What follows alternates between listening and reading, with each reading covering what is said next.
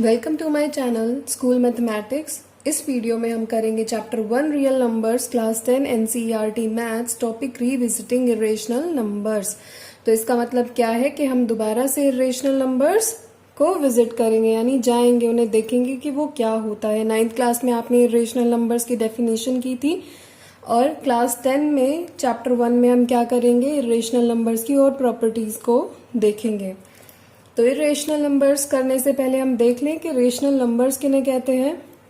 Rational numbers, a number that can be return in p by q form, q is not equals to 0 where p and q are integers, for example 2 by 3, 3 by 2 etc. यानी rational numbers कौन से numbers होते हैं जिनको हम p by q की form में लिखें और जहां q जो है वो नॉट इक्वल्स टू 0 होता है और p और q क्या होते हैं, इंटीजर्स होते हैं। जैसे कि एग्जाम्पल के तौर पर 2/3, देखो ऊपर p है नीचे q है, यानी न्यूमरेटर और डिनोमिनेटर की फॉर्म में है और न्यूमरेटर और डिनोमिनेटर हमारे इंटीजर्स हैं जहां डिनोमिनेटर नॉट इक्वल्स टू 0 है। तो ये रेशनल नंबर्स होते हैं। अब इनके अलावा जो नंबर जिनको हम p by q की फॉर्म में ना लिख पाए वो कौन से नंबर्स होते हैं, इरेशनल नंबर्स। तो इसकी डेफिनेशन देखते हैं। Number S is called irrational if it can't be return in the form of p by q where q is not equals to 0 and p and q are integers। यानी ऐसे numbers को हम irrational कहते हैं जिनको p by q form में हम ना लिख पाए, जहां q जो है वो नॉट इक्वल्स टू 0 है और p और q क्या है, इंटीजर्स हैं। तो यानी जिनको हम p by q की फॉर्म में लिखते हैं वो रेशनल्स, जिनको हम p by q की फॉर्म में ना लिख पाए वो इरेशनल्स, राइट। और इसके एग्जाम्पल क्या होंगे, √2, √3, 0.1010010001 एंड सो ऑन। तो आपने क्लास 9th में पढ़ा था ना इरेशनल नंबर्स कैसे होते हैं, नॉन टर्मिनेटिंग यानी जो कभी खत्म ना हो और नॉन रिपीटिंग यानी जो रिपीट भी ना कर रहे हैं। तो आप ध्यान दोगे यहाँ कोई भी रिपीटिशन नहीं है, राइट। और फिर उसके बाद हम देखते हैं रियल नंबर्स, यानी रेशनल नंबर्स और इरेशनल नंबर्स को मिलाकर ही तो हमारा रियल नंबर बनता है। तो रियल नंबर हमारे दो पार्ट्स में डिवाइडेड है, एक पार्ट क्या है रेशनल नंबर, दूसरा पार्ट क्या है इरेशनल नंबर। तो रेशनल नंबर के बारे में तो हम काफी पढ़ चुके हैं, इस टॉपिक में हम करेंगे इरेशनल नंबर्स के बारे में, ठीक है। और ये एक और एग्जाम्पल हो जाता है। अब आती है theorem 1.3, let p be a prime number if p divides a square then p divides a where a is positive integer. तो इस थ्योरम को हम जब करेंगे तो इसकी सिर्फ स्टेटमेंट हमें ध्यान रखनी है, इसका प्रूफ नहीं आता एग्जाम में, तो इसीलिए हम करेंगे भी नहीं। तो थ्योरम 1.3 क्या कहती है उसको समझ लेते हैं। p कोई भी प्राइम नंबर है और p डिवाइड करता है a स्क्वायर को, यानी p हमने कोई भी प्राइम नंबर चूज कर लिया और वो क्या करता है, किसी a स्क्वायर नंबर को या किसी नंबर के स्क्वायर को वो डिवाइड करता है। तो क्या हो जाएगा, then p divides a।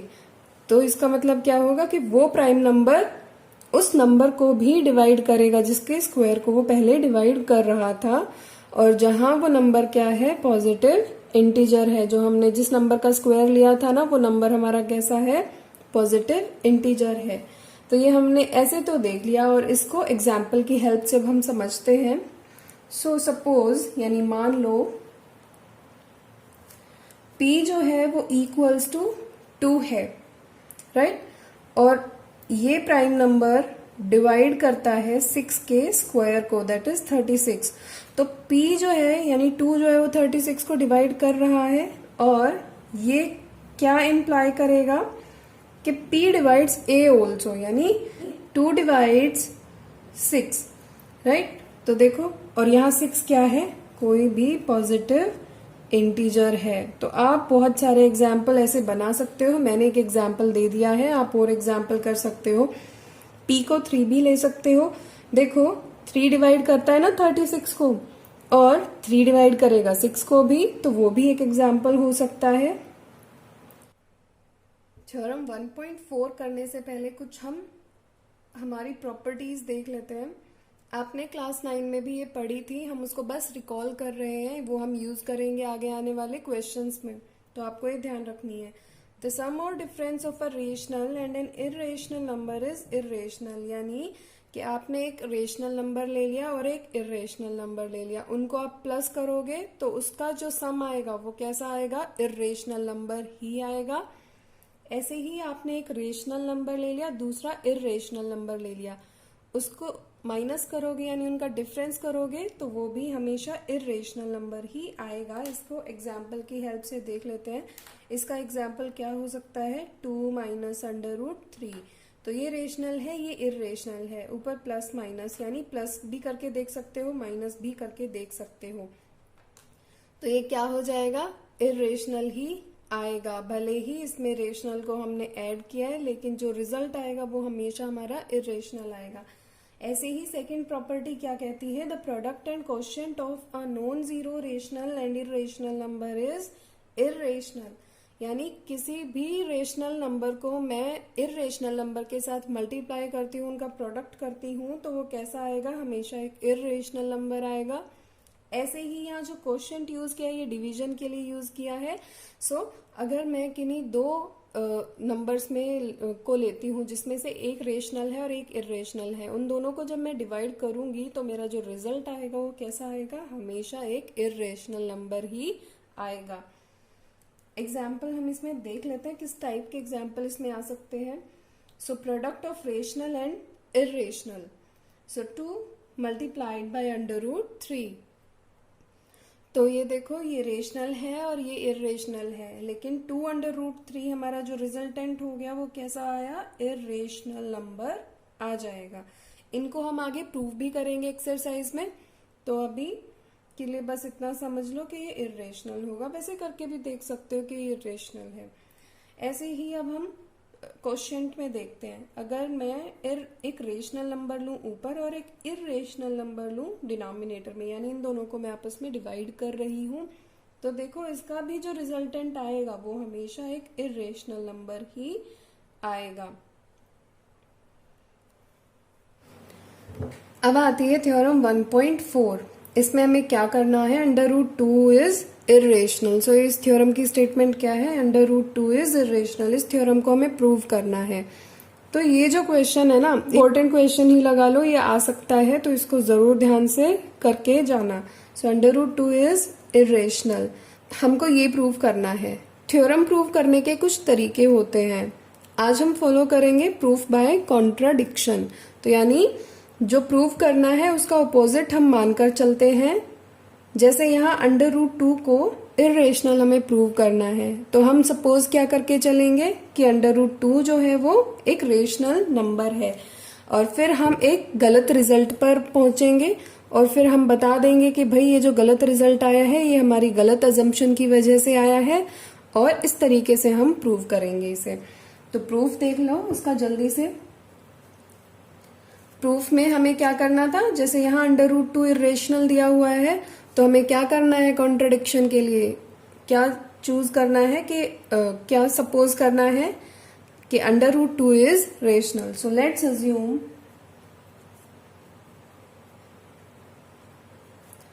Under root 2 is rational, यानी हमने रेशनल नंबर मान लिया इसे। अब अगर ये रेशनल है तो इसको p बाई क्यू की फॉर्म में हम लिख सकते हैं। So therefore we can find integer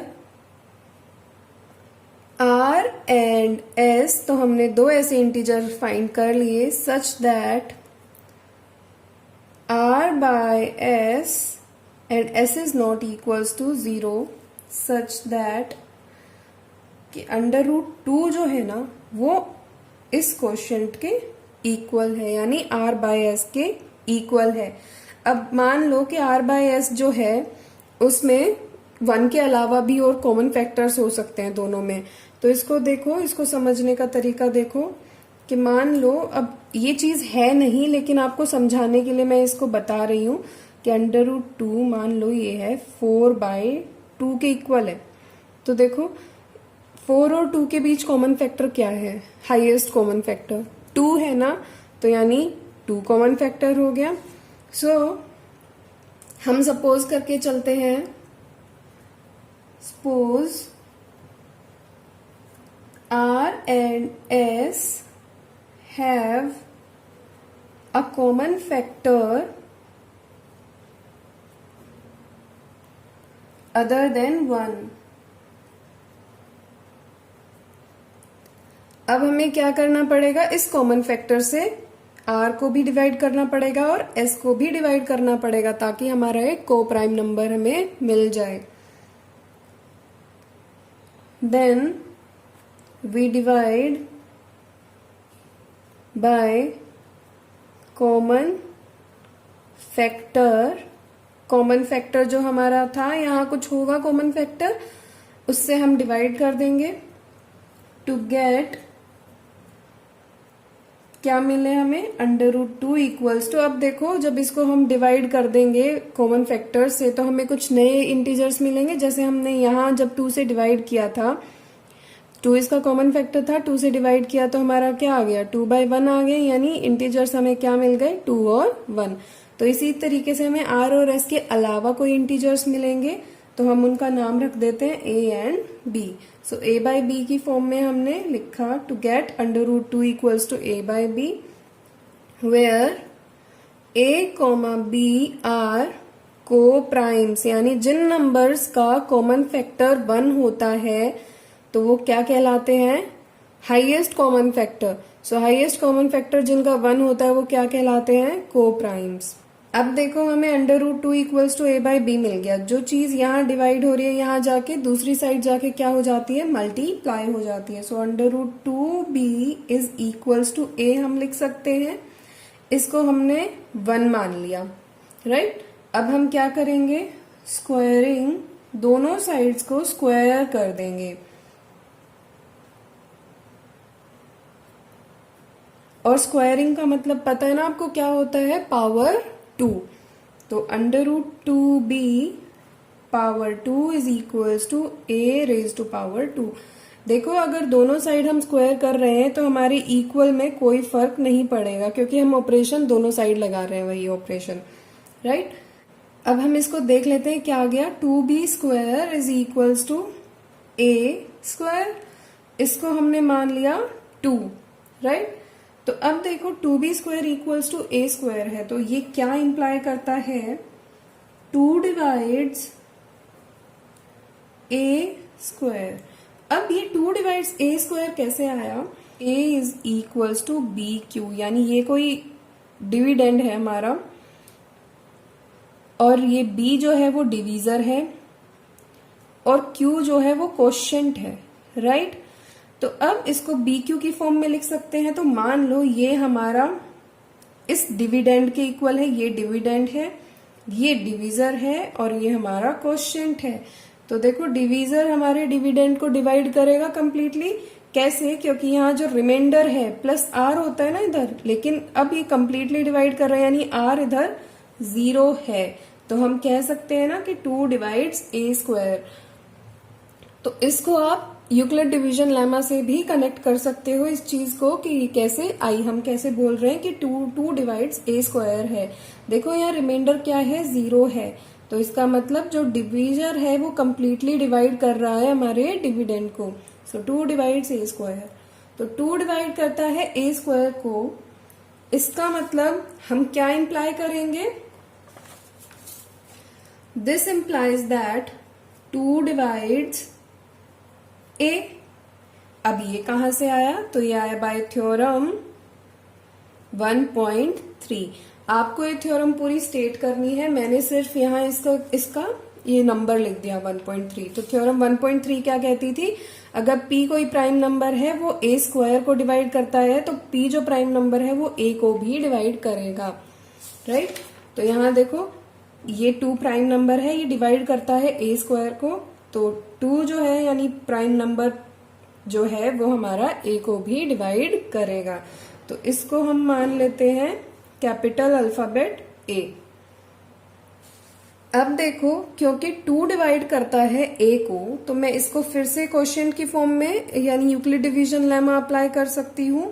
कैसे, a को मैं ये लिख सकती हूँ 2 और c, तो ये c कोई भी क्वोशिएंट होगा, ठीक है। और ये जो c है ना ये इंटीजर है, c इज इंटीजर, नहीं इंटीजर, ऐसा इंटीजर जो इसके 2 के साथ क्वोशिएंट बन के और a के इक्वल आ जाए। तो ऐसा हमारा ये c इंटीजर है, तो any नहीं लगेगा, c is an integer, right. तो a is equals to 2c हमने ले लिया। उसके बाद हम क्या करेंगे, इसको मार्क कर देते हैं 3। a इक्वल्स टू 2c आ गया, इसको हमने 3 ले लिया। अब हम क्या करेंगे, a की वैल्यू को इक्वेशन नंबर सेकंड में पुट कर देंगे। तो हम लिख देते हैं इसको put equation third in second number वाली इक्वेशन में। सो इक्वेशन थर्ड को हमने इक्वेशन सेकेंड में पुट करके देखा, तो a की वैल्यू 2c थी और यहाँ क्या है 2b²। अब a की जगह हम 2c लिखेंगे, 2c का होल स्क्वायर। अब इसको सॉल्व करके देखते हैं, 2b² आ गया और ये क्या आ गया 4c² आ गया। 2 से 4 कैंसिल किस पे, 2 पे, राइट। तो b² क्या आ गया हमारा 2c² आ जाता है। अब ये फिर से वही इसी टाइप की इक्वेशन आ गई ना, जैसे हमने यहां लिया था 2b² इक्वल्स टू a²। तो इससे हमने क्या इम्प्लाई किया था कि 2 जो है वो डिवाइड करता है a² को। तो हम इससे क्या इम्प्लाई कर सकते हैं, 2 जो है वो b² को डिवाइड करता है। सो 2 डिवाइड्स b²। अब 2 डिवाइड कर रहा है b² को, तो फिर से 2 जो है वो डिवाइड करेगा b को, राइट। इसको हम b मान लेते हैं और ये आया कहां से है, अगेन बाय थ्योरम 1.3, जो क्या कहती थी कि अगर कोई प्राइम नंबर डिवाइड करता है किसी इंटीजर के स्क्वायर को, तो वो प्राइम नंबर उस इंटीजर को भी डिवाइड करेगा। पॉजिटिव इंटीजर होना चाहिए, यहाँ कंडीशन ये है। तो 2 डिवाइड्स b²। अब देखो a अल्फाबेट a क्या कह रहा है हमें, ये 2 डिवाइड्स a, ऐसे ही अल्फाबेट b क्या कह रहा है 2 डिवाइड्स b। तो from a and b we get, हमें क्या मिलता है कि 2 divides a as well as b, यानी 2a को भी डिवाइड करता है और b को भी डिवाइड करता है। सो this implies that 2 is common factor of a and b। 2 common factor हो गया a और b का, लेकिन यही हमारी कॉन्ट्रडिक्शन आ जाती है। कॉन्ट्रडिक्शन क्यों आई, क्योंकि हमने सपोज किया था a और b हमारे को प्राइम्स हैं। कॉन्ट्रडिक्शन इसीलिए आई कि a और b को प्राइम्स हैं, लेकिन यहां तो 2 क्या आ गया, कॉमन फैक्टर आ गया। तो कॉन्ट्रडिक्शन अराइज हो गई। As this contradicts the fact that a and b are co-primes। और co-primes का मतलब क्या होता था कि having only one as common factor। और अब ये कॉन्ट्रडिक्शन अराइज क्यों हुई है, because of our wrong assumption. हमने क्या अज्यूम किया था कि √2 जो है वो रेशनल है। सो देयरफॉर यहां हम लिख लेते हैं, हमारा रीजन भी हमें स्टेट करना पड़ेगा। Contradiction arisen because of our wrong assumption।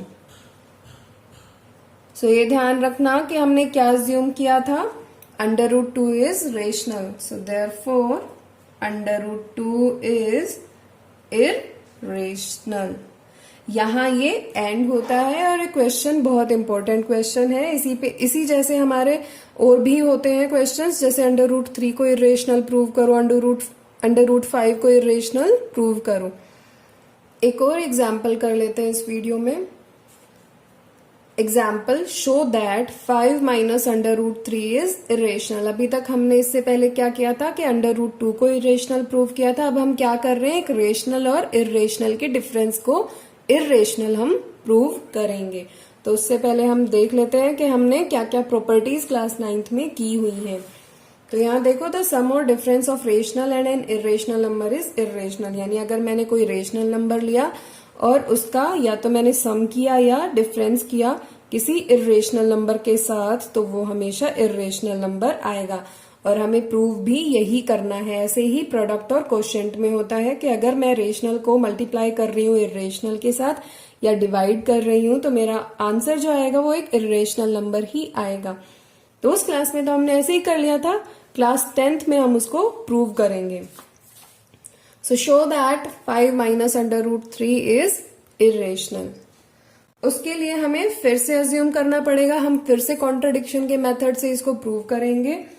तो हम क्या अज्यूम करें, कॉन्ट्रडिक्शन मेथड में क्या होता था, जो हमें प्रूव करना होता था उसका ऑपोजिट हम हमेशा अज्यूम करते हैं। So let's assume that 5 minus under root 3 is rational. तो ये जो नंबर है हमने इसको रेशनल मान लिया है। तो अगर ये रेशनल है तो मैं इसको p बाई क्यू की फॉर्म में रिप्रेजेंट कर सकती हूँ। So 5 minus under root 3 can be written as a by b, where अब हम मान के चल रहे हैं कि a कोमा b जो है वो को प्राइम्स हैं। अंडर रूट 2 वाले क्वेश्चन में हमने किया था कि नॉर्मल कोई भी इंटीजर्स है, फिर हम उसको को प्राइम पर लेकर आए थे। अब यहाँ क्या कर रहे हैं, हम ऑलरेडी इसको को प्राइम मानकर चल रहे हैं। तो ये आ गया a बाई बी आर को प्राइम्स।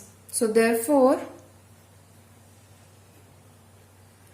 इसको हम क्या लिख सकते हैं, अगर मैं a बाई बी को लेफ्ट हैंड साइड ले आऊं और अंडर रूट 3 को मैं राइट हैंड साइड ले जाऊं, तो क्या होगा, 5 minus a by b is equals to under root 3, right. तो अंडर रूट 3 आ गया। अब यहां देखो कि 5 minus a by b equals to under root 3 तो आ गया, लेकिन 5 क्या है, एक रेशनल नंबर है। सो 5 जो हो गया हियर, 5 इज रेशनल नंबर। और a बाई बी को तो हम रेशनल मानकर ही चले हैं। a बाई बी जो फॉर्म है, क्योंकि a बाई बी जो फॉर्म है वो रेशनल्स की ही होती है ना, इरेशनल्स को तो हम ऐसे लिख नहीं सकते। So and a by b is also a rational number. तो इस तरीके से जो इक्वेशन 1 की लेफ्ट हैंड साइड क्या हो गई, रेशनल हो गई।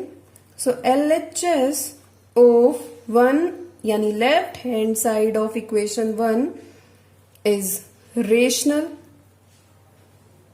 This implies that right hand side of equation 1 is rational. क्योंकि जब भी कोई इक्वेशन होती है यानी बीच में इक्वल का साइन होता है, तो इसका मतलब क्या है कि left hand side equals to right hand side. तो अब LHS हमारा रेशनल हो गया, तो RHS भी हमारा रेशनल होगा। So this implies that under root 3 is rational. जैसे आपने अंडर रूट 2 को इरेशनल प्रूव किया था, उसी तरीके से हम अंडर रूट 3 को भी इरेशनल प्रूव करते हैं। लेकिन यहां तो क्या आ गया कि अंडर रूट 3 रेशनल आ गया। तो हम यहां लिखेंगे but under root 3 is irrational. So contradiction तो हमारी यही आ गई थी, कॉन्ट्रडिक्शन। और ये कॉन्ट्रडिक्शन क्यों आई, this contradiction arisen due to our या फिर because of our wrong assumption. तो हमने रॉन्ग अजम्पशन क्या किया था, 5 minus under root 3 is rational. तो ये हमारा अजम्पशन गलत था। Therefore 5 minus under root 3 is irrational. तो ये जो नंबर है हमारा इरेशनल हो जाता है। इसी के साथ हमारा कंसेप्ट का वीडियो यही फिनिश हो जाता है। नेक्स्ट वीडियो हम एक्सरसाइज के ऊपर करेंगे, तो एक्सरसाइज से आपको और क्लैरिटी आएगी इस टॉपिक को समझने में। So thanks for watching. Please like, share and subscribe my channel School Mathematics.